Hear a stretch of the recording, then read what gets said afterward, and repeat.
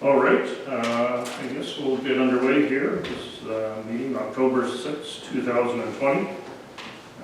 Tonight again, we'll be practicing our social distancing. Mayor McCutcheon couldn't be here tonight, so I guess you get me. So we'll start off with, if everybody's had a chance to review the agenda, and if you're comfortable with it, I'd like to get a motion to approve. By Councillor Pudlow and seconded Councillor Parrott. So be it resolved that the Council of the Town of Neepawa approve the regular meeting agenda for October 6, 2020. All in favor?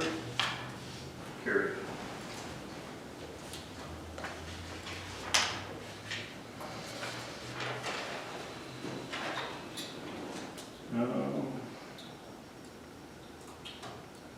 So we have the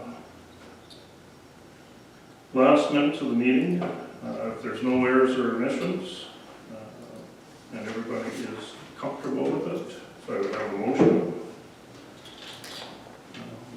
Councillor Nadeau, and seconded by Councillor Gerard. Be it resolved that the Council of the Town of Neepawa approve the minutes of the regular meeting and 2 public hearings held September 15th. 2020 as circulated. All in favor? Carried.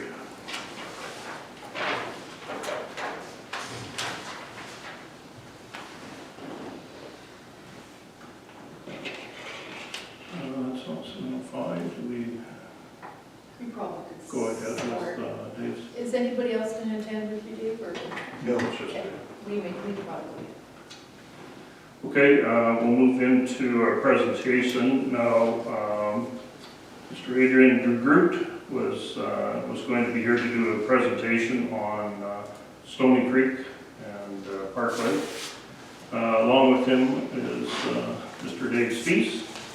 Adrian unfortunately was not able to make it and sends his regrets, but he has sent us some information here that I will read out. So it's thank you for giving us the opportunity to speak to Council this evening. I say us, as I not only speak on behalf of some of the residents surrounding Park Lake, but also, I believe, on a greater scale, the citizens and visitors to our magnificent area. First and foremost, I want to thank our administration for the proactive approach to restoring access to the south side of Park Lake, as well as keeping the area tidy and appealing. Also for the dust control measures for those who enjoy strolling through scenic route. My name is Adrian DeGroot. Sandra and I live on 695 Dominion Road, Neepawa, and have been proud residents for the last 7 years. I will get right to the point of my presentation.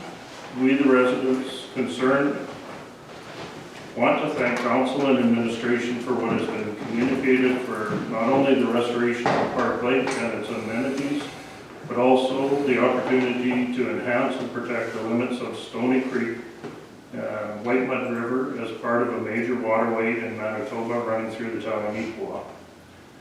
This throwback initiative should be seen as having numerous opportunities which complement each other to develop a comprehensive set of programs that would engage the complementary partnership with our natural environment, not as custodians, but as stewards of our natural and physical resources. Some thoughts regarding potential programs: restoration and rehabilitation of Park Lake, protection of private and public property along Stony Creek in the areas it joins the headwaters of the White Mud River, development and support and enhance the ecosystem adjacent to the waterway, i.e. planting non-native species of trees, flowering, fruit. It is certainly recognized that there are only preliminary and a lack of detail required to complete this plan. Many things need to be considered. However, to do nothing, we believe, is not an option. It is not the intention to get into the technical aspects of what is being suggested, nor complete rationale as to why doing nothing is not an option. However, I will point out a few realities to remind and focus some attention to begin the planning process for the Throwback Initiative. Park Lake, along with its upstream and downstream waterways, contains several features. Water retention for minor surges in low and high perspiration events, supported by a diverse ecosystem complete with staging for migratory bird species, become a favorite destination for local as well as visitors to our community for leisure and recreational activities. Part of the Great Trail, which recently received grant monies for enhanced signage and recognition as part of the Canadian network of trails. Providing a natural habitat for permanent and seasonal flora and fauna. Opportunity to stabilize bank erosion and high water level encroachment on development properties. Enhancing the bird sanctuary and Rotary Park as a partnership. This is not to be an inclusive list, however, a starting point of the planning process. Also to begin a public conversation about the positive rather than the negative approach to securing a gem within our community. What a great opportunity to add yet another major destination that can be used by a very diverse group of participants. So, Dave, did you want to just add anything else? I didn't have anything to add right now. My major concern is all I hear is rumors downtown, and I don't want to hear those. I want to find out what is actually happening and what is going on and which direction it is going. So that is my main concern. Right. I would say what I heard from a month ago's town council meeting, everyone seemed to be on board and they did just not throw it away. And everybody had positive comments. And it's not only do I have something at stake that I think of mostly, but one point, one of the councillors said, actually two of the councillors, one that got flooded, he said, yes, I think we should keep it here. And the other councillor, Daryl, he sort of paused and said, we just can't make a decision now. We have to think about it because this is long-term. This is for the kids and the grandkids and whatever down the line. And most people don't see it as that's a beautiful green space. It is a sanctuary that we put another sanctuary inside of it. But it's always been a sanctuary. I'm born and raised, and I've spent numerous wiener roasts, whatever, and now it is regenerating, and there's more and more people coming every day. The mayor drove by one day and said, how many people actually go down here? And I said, on any given day, there's not a number I can give you, but I know the walking traffic is phenomenal, because it is beautiful. We've made a nice park now at the other end, but do not let this one go. It's too much of it's just too beautiful to let it go. What we have, you can't just sweep it aside. Yes, it's going to matter how much it's going to cost, and I think we have the right council to think about it. We're not going to do it and pay for it next year. It's going to be, unfortunately, a long-term thing. But this park is a long-term thing. It used to be our drinking water, and it evolved. We swam as kids and whatever, but it changed, but it kept there. And the serenity of it is phenomenal. You have to walk by there, sit there, and just see it. So, but the reason I am here, I was going to support Adrian, and I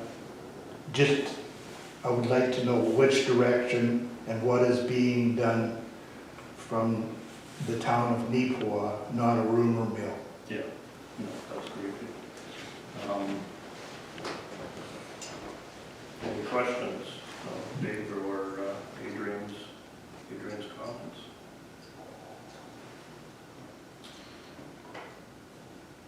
would you have, like, you know, the idea is to bring it back, like Darrell said, into something better?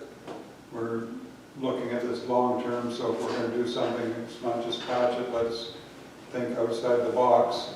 I'm wondering if you've thought of other things that could be added to what used to be, but enhance it even more. Do you have any ideas toward that? The only thing that would come to mind would be the depth of it, and that would be a big undertaking. But when saying that, now we have the opportunity to do it. You don't have all the government being involved because it is empty now. You can do what needs to be done, as much and as little that has to be done. And you would not have to get the involvement of the government asking permission for everything because it's empty.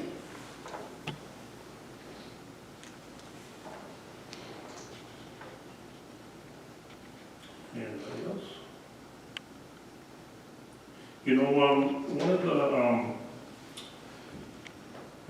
going out in our water bills, the administration staff, I think, is sending out this, your questions answered.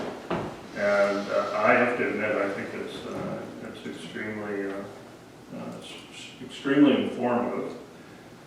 And again, as you said, Dave, like last September 15th meeting, I wasn't here at that meeting, but you did hear the views of all council and staff at that time. Basically, what is coming out is the town of Neepawa has approximately 12 different sites that were impacted in the flood event. So the damage sustained was substantial. Early estimates from repairs and replacements could be $5 to $10 million. And you know, we don't know these numbers because at this point, we're just going through the process of trying to find out these numbers. We're pleased the province has announced funding to the region, although we do not know yet what our portion would be. Council and administration continue to actively lobby our federal and provincial counterparts, as well as consult with engineers to determine what options are available for each of the sites and detailed costs. So, you know, it isn't just the lake. There are numerous other sites that were impacted throughout. So unfortunately, you know, with Park Lake, this is going to be a long process. The only good part about it is that, like even as early as today, we had a minister and a deputy minister out again today touring the site, and so the government is quite aware of the concerns that we have. And I think going forward, you know, I think you can see that everybody has a goal that they would like to see here. And I think it was Councillor Jordan that had mentioned at the September 15th meeting that at some point we are going to have to bring in the, you know, representatives from the community in that, because this is going to be something that all of us are going to be looking at working together on. I know Adrian was a past Rotarian, and certainly our Rotary Club is extremely concerned about, you know, seeing things. Everybody wants it to go back to the way it was, and unfortunately that's going to take some time. So certainly we thank you for coming out. We know we appreciate your concerns, and certainly look forward to trying to have some answers as we go into the future. Can I maybe just add, for the benefit of Dave, maybe it'll ease your mind, when you speak of the rumors going around in town, disaster financial assistance program is announced and you get approval for a specific site, which we have for a certain portion of our sites already, Park Lake being one of them. The normal protocol is to restore back to a pre-disaster state. The problem we have here is we cannot restore it back to the pre-disaster state because it doesn't meet the requirements of the Canadian Dam Association. It doesn't meet the requirements of Fisheries and Oceans and Conservation and Climate.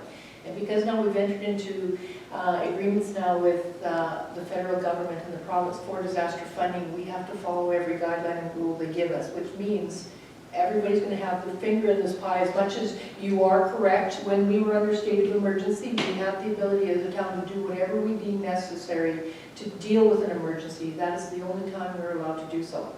Our emergency expired 30 days after it was put in place. We are now under the realms of following whatever hurdle or obstacle they put in front of us to determine where we go with this.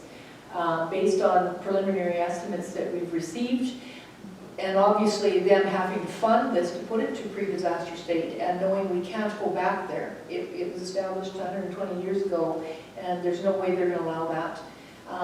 Whether they deem they will pay for more of a river scenario, or whether they'll pay for a park lake scenario, that's yet to be determined. We are definitely lobbying to put it back to the way we like to see it go back, and actually have been afforded discussions that lean that way, but it'll all boil down into the end of whether the federal government is going to spend those monies to put it that way. So we're going to do our best we can to get what we can get out of the whole deal. I liken it as well, so people, certain people maybe not understanding that, is if you had, say, a facility that was impacted by a disaster, a community asset, you had panel board on the wall from the 1950s or 60s. Under the building code authority, you really only tear up less than 50% of your wall so that you don't get into building code issues. So, for example, a small curling rink out in the municipality that was impacted tore up part of their wall board, that old brownish wall board from the 50s and 60s. And because they're told to restore it to a pre-disaster state, they're not going to go on e-brand and say, does anybody have any of that kicking around? Because I have to put it back that way. They will give you leeway to upgrade to a certain value so that at least you're meeting standards. So in that instance, that they can rip that off and put gyprock to be current day standard. So that's what's going to happen at Park Lake. We have to put the bank in back the way it'll have to be designed properly, engineered with outlets for water. There might be some kind of a mechanism for controls, the dredging, the erosion control. There are so many factors, and as we spent an hour this morning with, as our deputy mayor alluded to, with the minister and deputy minister and a few of his staff, I think, you know, people need to understand the whole depth and breadth of the project, because it's going to be 3 to 5 years. The engineering alone is going to take probably, you know, a good portion of a year. So there's where we're at. There is funding available. We just don't know to what degree we will get approval and the hurdles we have to jump over to get where we need to get. If that's helpful. That helps, yes.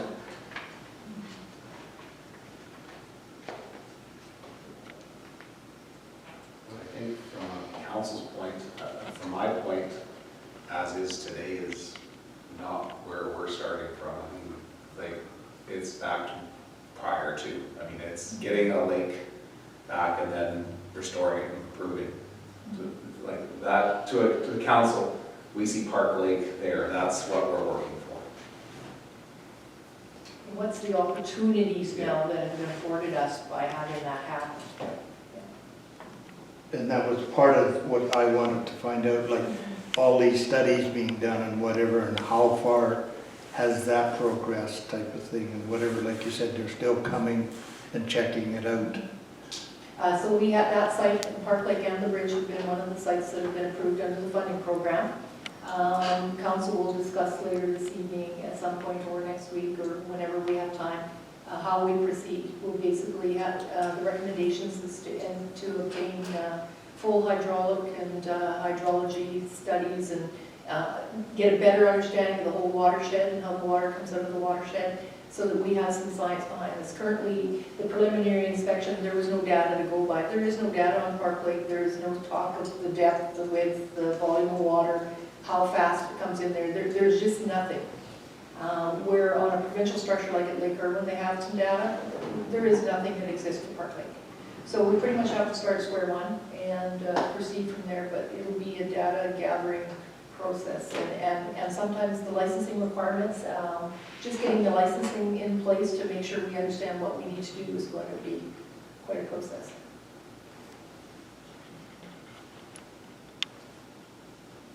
It's a big project.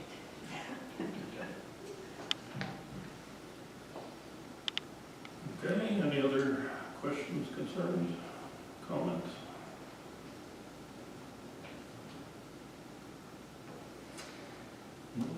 we'll try to keep the public updated through our newsletters and, as much as possible, because we do recognize that does quell the rumors out there, and they need to know. That's my biggest concern, it's more rumors. Yeah. And I have not heard from anything type of thing, except the rumor mill. Trying to your water bill. And I did see that on that, yes. But I don't get water from the town. Oh, yeah. You Give them a call. Let's not start that conversation. You started it. Okay, thanks again, Dave. Appreciate your Thank you for concern. your time, and just from what I had seen on the last meeting, I would give the council a thumbs up. Like you all had good thought into it, and you weren't making a snap decision and saying, no, we don't need it. Appreciate that very much. Thank you for your time. Thank you.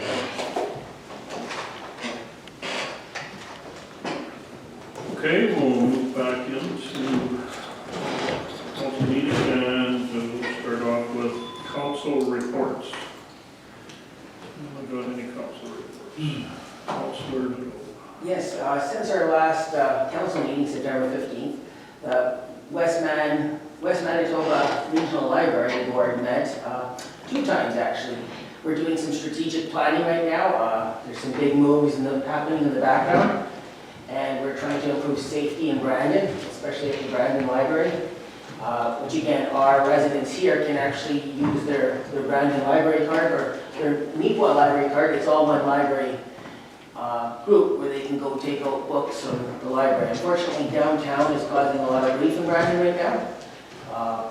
Brandon has been putting in additional security measures to help support safety, but there's some big moves on the horizon, which may impact us in the long run. So it's important that I'm at these meetings, and these are pretty long meetings, I must say, that occur, but it's going to be hopefully very valuable for our residents in the long term. Also, the Spruce Plains Justice Committee met on September 30th, just recently, to hear a case. So the two committees that I sit on there, they've been pretty active. And there's another one coming up. So what type of additional in Brandon, what would they be putting in place of these? Well, in our 5-year strategic plan, one of the ideas is to look at a potential new location. So for the Brandon Library, so that's something that our board is exploring. Each municipality, though, looks after their own location, so it's important to ensure that each community looks after their own structure. Right. And we're very blessed to have our public library, and we do we don't charge a lot of rent either for it, because we're a team player in order to help support the greater good. So that's something that we're trying to factor in too, to make sure that every municipality is getting an equal share of services. Or like proportionate. Proportionate to their residents, yes. We are the second biggest member in the group, and I guess one thing, I don't know if I can mention it, but we are, I won't mention by name, but we are trying to bring on another community into our group also. So they've expressed interest. We've been having some negotiations on the side in order to see if we can bring another community into the group, because we're always trying to continue to grow. And I hope to have news about who that community is shortly, hopefully. Yeah, excellent. Okay, does anyone have any questions of Jason? If not, any other council reports? Councilor Grant. On September 1st, myself and Councilor Kostenchuk attended the county courthouse for meetings. We had a brief meeting with our partners at the county courthouse, and we discussed some of the issues facing that building and some of the things along the lines of accessibility. And we're going to start doing some more reviews as to what we can do to enhance accessibility within that facility. On top of that, we're going to see, one of the things that we did talk about immediately was getting some access, some easier opening doors and things like that. So all members of the community can get there easier. So the electric doors, much like what we have on our building. One of the challenges is with that facility is because it is a heritage building. As we move a brick has to be replaced in such a way. So it is a slow, it is a tedious process, but our partners have started to come on side with the idea of looking at some of the accessibility. On a positive note, we just recently resolved an issue within that facility, and some rents have come in there, so it has improved the financial situation of that facility substantially. It was almost an $18,000 to the bottom line of the courthouse, so finally cleaned up, so it was good. So, yeah. And yeah, like I said, that was our preliminary meetings, and some minor upgrades and fixes, some bathrooms and things like that, just the basics, but yeah. Beautiful building, and we do what we can to preserve it within our community. Oh, absolutely, that is, yeah, that's very precious. Okay, any other council reports? One point. Councilor Butler. As announced previously, NACTV Showcase 2020 is canceled due to the current restrictions we have now because of COVID.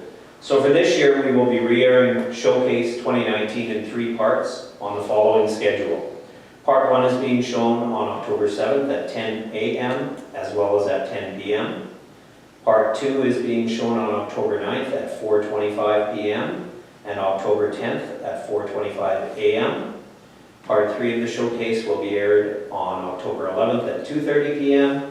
and October 12th at 2:30 a.m.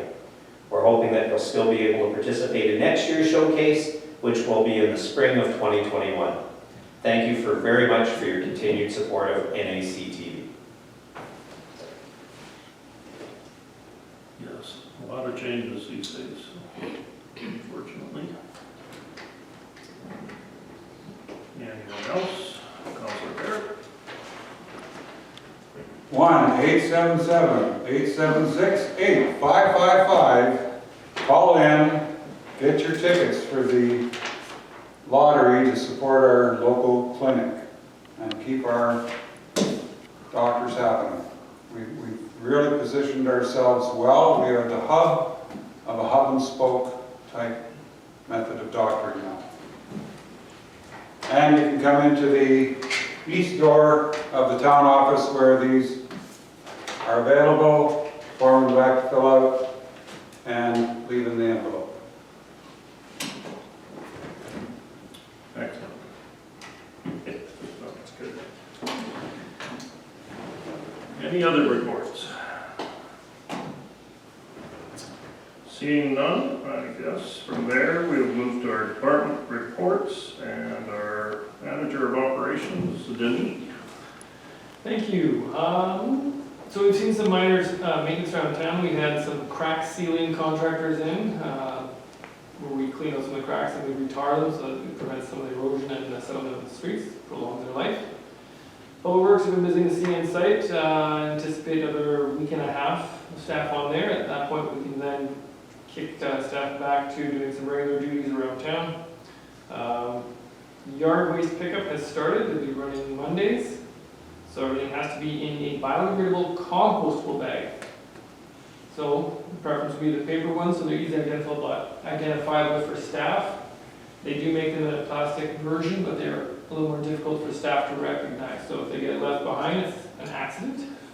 But we'll get to those once we realize it. Winterizing of all our bathroom sites, watering little gardens around town have been started. Trees on boulevards will be starting as well right away. We've had an order come in, we've planted some of the bike park, some going to the cemetery. We'll also be doing some boulevard replenishment where we've seen losses through the Dutch elm and storm damage. Lagoon work is ongoing. It's reached some exciting points now where our cells have reached their permeability tests, so we can start filling those in the coming weeks. Flood work around town is still continuing. We are still remediating some of our sites. The most recent one was that we've patched up the soccer fields holes, and we'll be sourcing out some grass seed for those so we can get a dormant seed happening in those zones. And that's everything for I got. Short of that, Councillor Perry neglected to say that we got a public works meeting. We did. I'll let him go back and refresh us somehow. If anyone has any questions for me. Just one quick question, the past years there was problems with plastic bags out of the composting and that. It certainly seems that there's a lot more degradable bags out there. Are we still having much problem with the plastic? Residents can still bring plastic bags there, they have to haul themselves. We refuse to pick them up now with staff. They're also not picked up with in the garbage collection streams. But we do have to send staff out there to rip those bags up and tag them up. So it is a waste of time, I'll say it. We're trying to educate people Yeah. that if you do bring it out in the bags, please empty the bags and put the bag in the garbage. Because it just provides a better product to the end user too. So once this material is all composted, you gotta use it for your flower bed or your garden, you're not pulling out chunks of orange garbage bag out of it and everything else. So ask that it's only compostable material that they put in those bags as well. We don't need chunks of wire and the other garbage that people are sneaking in there. Because again, it affects everyone when they go try to use the product. Councillor Barrett, do you have a report? I have a report, apparently. So we did. We had ourselves a Public Works Committee meeting. And what its purpose was is to do our 5 and 10, and long-range planning, because the town is growing considerably, and we want to be able to grow our infrastructure with it in a sensible fashion. So we talked about having all our shovel-ready projects to go, depending upon what things would come bless us in the future. We've had things like a soybean factory close to town. Birdseye was another frozen food producer. There's the regional hospital is another thing that gets talked about all the time. A vocational school is actually being discussed locally. Greenhouses, a regional training center for wastewater treatment plant, wastewater treatment and water treatment plant operators. The possibility of another trailer park in a different location. So, we're doing a reservoir project. We have studies being done on all these things, and so we were talking about long range, how do we plan? We've had a report on all our water lines and what needs to be upgraded, and some of those things were looked at. And so we are doing long range planning to provide infrastructure out there so that when the next entity comes into town and says, we'd kind of like to settle somewhere, what do you have to offer? We will be able to say we have a lot more to offer than we do today. Along with that, we also talk about what needs to be done, of course, before the winter snow hits, and all the different priorities that the town is engaged in right now. And of course, our flood restoration is on the horizon. Your typical pothole repair is being done when the staff are able to. But their big project right now is the infrastructure in the CN property, because we have pending housing projects waiting for the infrastructure to be completed, along with hydros putting in their services as well. So we've had the ongoing with the Park Lake study. We have the old Eastview Lodge property that is being prepared for construction. And possible projects in the future that have been on our scope year after year. The water tower is, functional and all that, but we need to always be thinking of maintaining it for the future. And the Mill Street lift station is another project that we are looking at as a future must-do.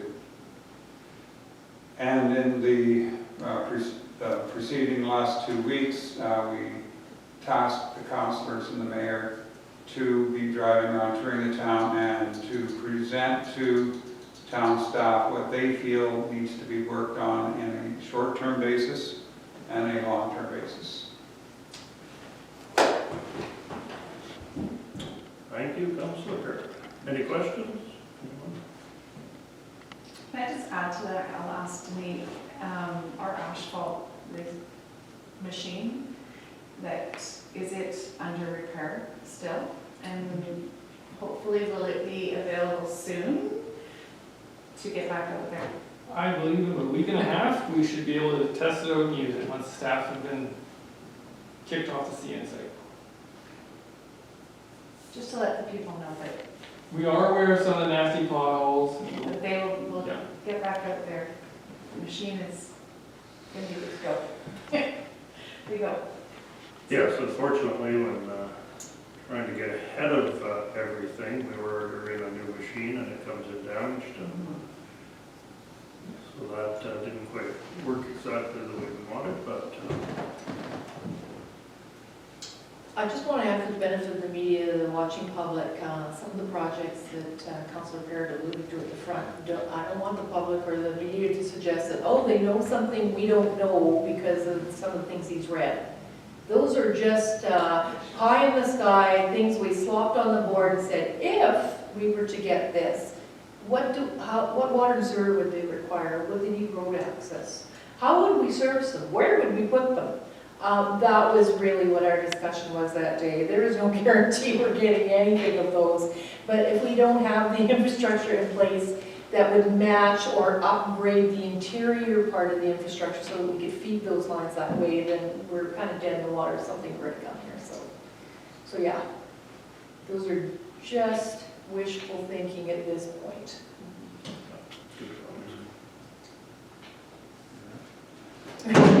Well, let's do it, I think.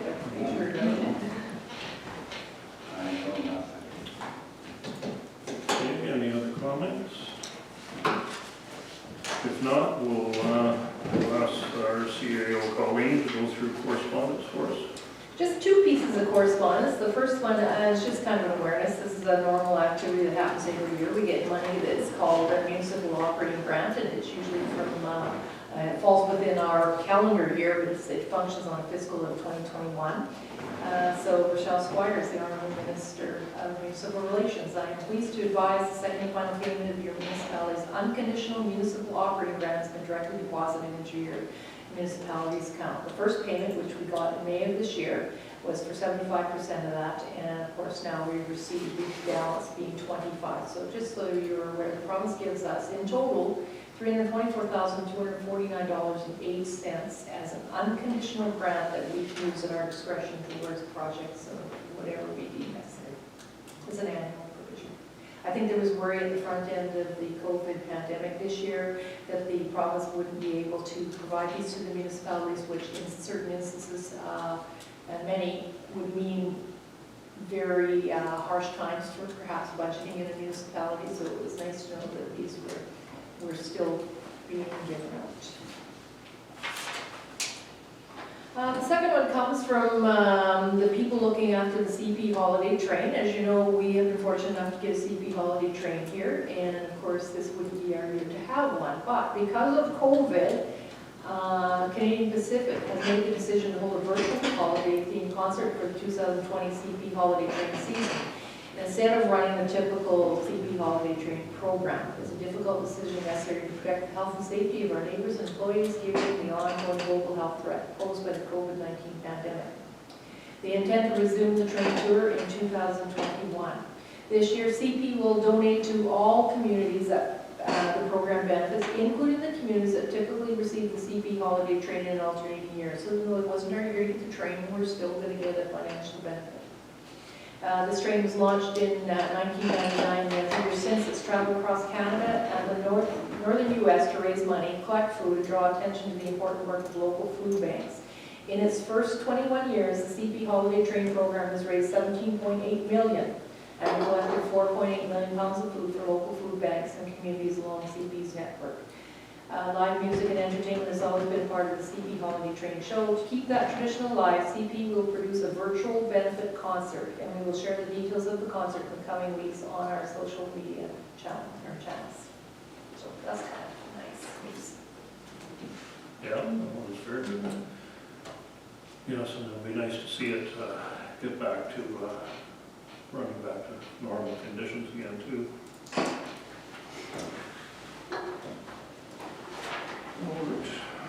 Guess we'll move into, unless there's any questions to that, we'll move into the August financial statement. Everybody's had a chance to review that. Any questions or concerns? If not, I'd ask our mover, Councillor Gerard, second, Councillor Nadeau. Be it resolved that we approve the financial statement for the month ending August 31st, 2020. All in favor? Carried.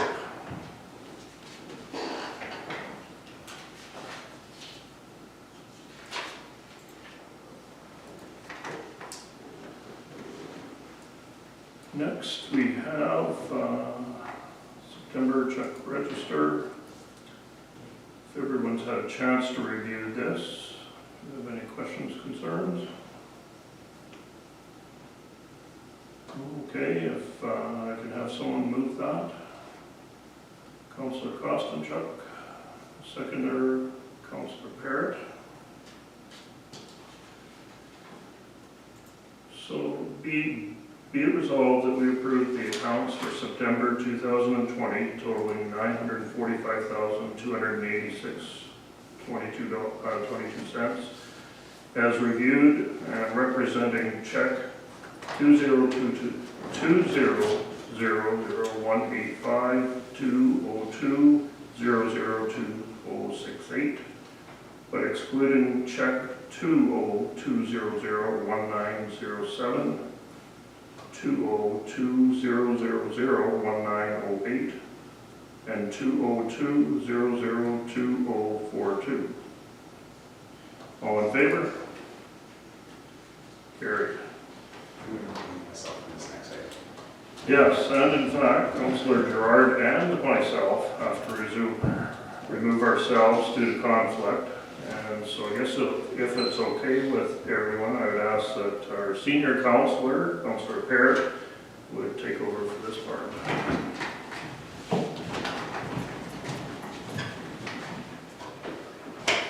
Okay, this is a resolution to approve the checks written to Home Hardware and Co-op. Be it resolved that we approve the checks 202001907, 202001908, and 202002042 for September 2020 to Home Hardware and the Neepawa Gladstone Co-op totaling $12,861.54. Do I have a mover? Ludlow and Kostenchuk, all those in favor? Carried. No nonsense. Yeah.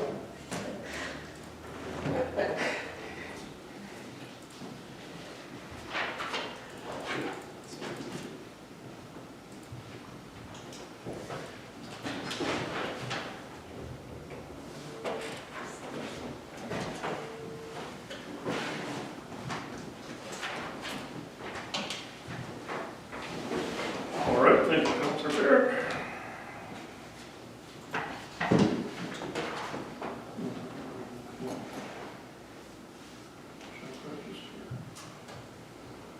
Where are we at, 8.3?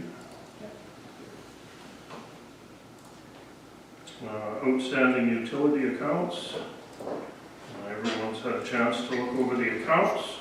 I would ask that for a mover, Councillor Gerard, seconded, Councillor Nadeau. Whereas Section 252 of the Municipal Act authorizes a municipality to collect debts in the same manner as a tax may be collected or enforced under the Act. And whereas there are outstanding utility charges which remain unpaid and uncollectible, therefore be resolved that the Council of the Town of Neepawa approve the addition of the following unpaid outstanding utility charges to the tax roll totaling $5,444.43. All in favor? Carried.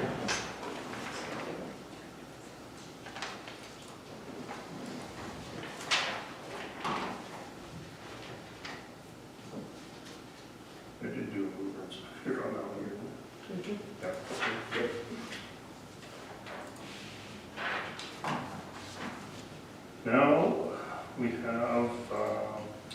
2019 audited financial statement, which you should have reviewed. Have we got any questions or concerns? So I'd ask for a motion on that. Moved by Councillor Gerard, seconded by Councillor Costichuk. Be it resolved that we approve the audited financial statement for the year ending December 31st, 2019 as presented by Chambers, Fraser and Company. All in favor? Carried.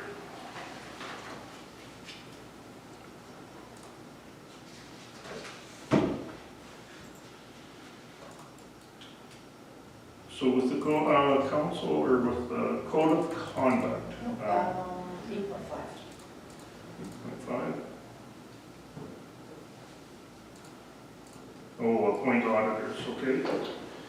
So we need to appoint auditors for the 2021 to 2024.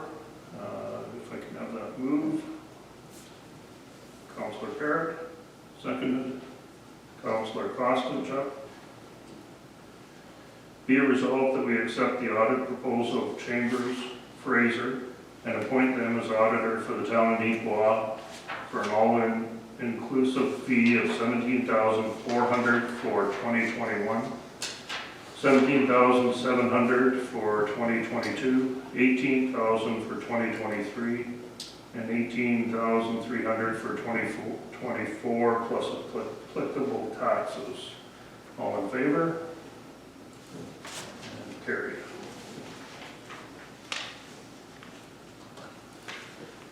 Now, with this code of conduct bylaw, it's 13 pages, so instead of me reading that all out, I would ask Colleen to give us a summary on that. I should have joined you and said we had to read it here. So I'm just going to give you a little summary of how this came about, because normally a municipality has a code of conduct. It's normally done by policy, and as you become a new inaugural member of council, we go through that and make sure everybody understands the science of it. So due to increasing problems with harassment, bullying, and behavioral conduct with certain elected members of council in the province of Manitoba, resolutions were brought forward for debate at the 2016 and 2017 annual convention of the Association of Manitoba Municipalities, requesting changes to the provincial legislation that governs elected members of council. This was also premised at the time for councils in the province that literally became dysfunctional and had to have an administrator from the province take over some of the affairs of their council because they just were unable to get along. So the proposed change is aimed at, we're targeting the strengthening of the legislation regarding the prevention, investigation, and enforcement mechanism available to a municipality to address behavior or activity that is in contravention of a code of conduct. The province committed to reviewing the Municipal Act, and over the course of 2018 and 2019 conducted and compiled research and information from Manitoba municipalities to determine what changes were needed. They also outsourced and went into other provinces who already had bylaws for code of conduct. Manitoba did not have at the time. As a result of the input received, 5 areas of focus came to form the basis for the proposed legislative changes. The first one, which actually received 89% of the respondents in favor of having, was mandatory training for council members. And that 89% represented the fact that council members across the province really felt that their councils acted or behaved in ways that were contrary to the legislation. They wanted to have defined standards and values as you sit as a council member, what you should really do to be a professional and act in that capacity. They wanted a process for dealing with complaints. They wanted sanctions and penalties put in place. Currently, the Municipal Act only provides for one particular discipline, and the sanction that they call it is a censuring of a council member. The people that responded to the surveys basically said, so, you know, you publicly censure somebody, but what did you really achieve other than make for a more dysfunctional council and split your people apart and they don't get along? And they also wanted the ability to appeal because they recognized at the time there probably were instances where it wasn't maybe a valid sanction or censuring of a member, and they wanted that particular member afforded the right to speak for themselves as well. So Bill 2, the Municipal Amendment Act, which was the Strengthening Codes of Conduct for Council Members, was introduced by the province on November 22nd, 2018. The intent of the bill is to provide strength to codes of conduct and create a standardized process across the province and make mandatory training to individuals who are elected to council. Bill 2 received royal assent on June 3rd, 2019, and with the associated regulation will come into force November 1st of 2020, so that's not far off of today's date. Municipalities must have their bylaw in place by November 1st, 2020, but we all recognize that we might have the ability to do that, but for municipalities that only meet once a month, they're not going to meet the date as long as they're reasonably close. Council members will then have 6 months to complete the required training. The training is mandatory. A failure to complete the training will result in a suspension from council until you do complete the training. So at the time I created the bylaw that you have in front of you for debate tonight, we were kept being told by the province that an example would be coming out, a template would be coming out. Nothing came, nothing came. So back in, I think it might have been June, I'm not sure the month, I just went on a rampage and sourced out wherever I could from various cities across the country to create a bylaw and a process for dealing with this, because we had no indication of what was going to be required.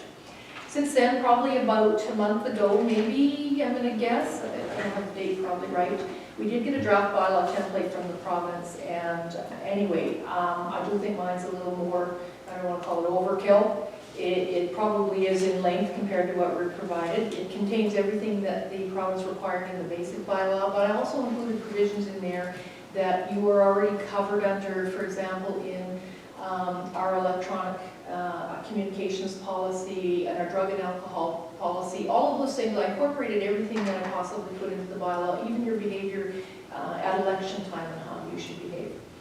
So in my bylaw, there's clear definitions of behaviors and expectations, removal and mitigation of barriers to support complaints that come forward, clarification on when the code applies and what constitutes a violation, encouragement of informal and direct resolution where appropriate, a vetting of code of conduct complaints by a provincially appointed third-party reviewer, a potential for mediation and an investigative process by third-party individuals, expanded sanctions, there's 11 of them now, and remedial measures, so 1 or 10 more than what previously existed.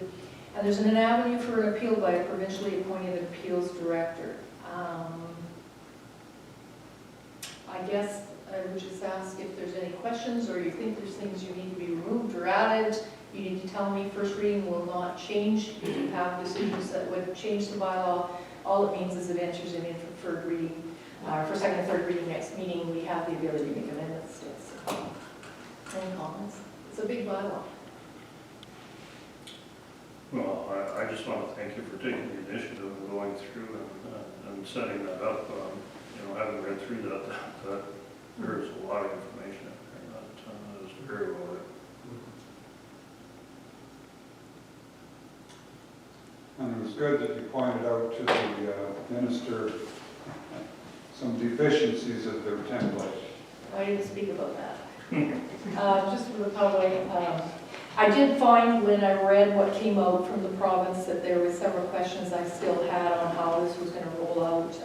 I still believe there are deficiencies in the bylaw. It doesn't mean it's wrong. We go forward, and even Minister Squires said that it'll be a learning process and they'll adapt and amend as we go. So I'm still thinking I'll have the opportunity to have my comments entertained again.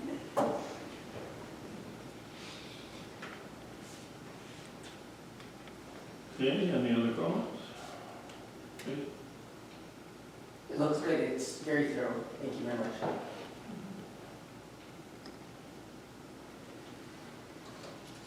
All right. Nothing further. Ask for a mover. Mr. Bundlo, seconded Councillor Parrott. Be it resolved that the bylaw number 3205-20 be in a bylaw of the town of Neepawa to establish and regulate a code of conduct for the members of council. Be now read for the first time. All in favor? Carried.